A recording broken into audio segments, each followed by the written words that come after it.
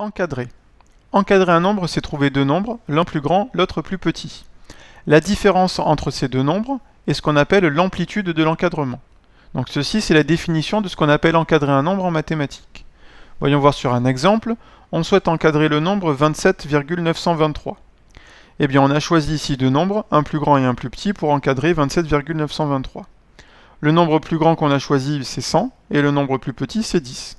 On vérifie bien que l'on a 10 qui est plus petit que 27,923, et 100 est bien plus grand que 27,923. Donc ici, on a bien un encadrement du nombre décimal 27,923, avec pour amplitude la différence entre le plus grand nombre et le plus petit, c'est-à-dire ici, l'amplitude, c'est 100 moins 10, c'est-à-dire 90.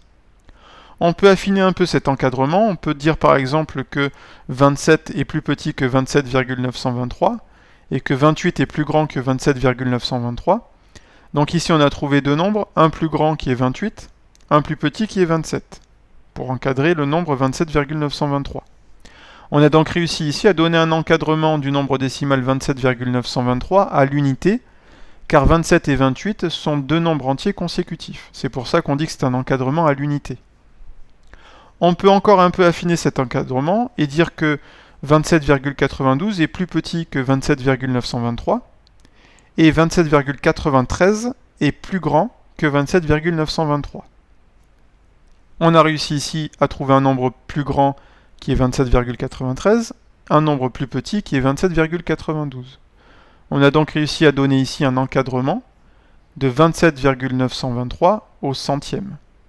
Au centième, c'est-à-dire ici, deux chiffres après la virgule.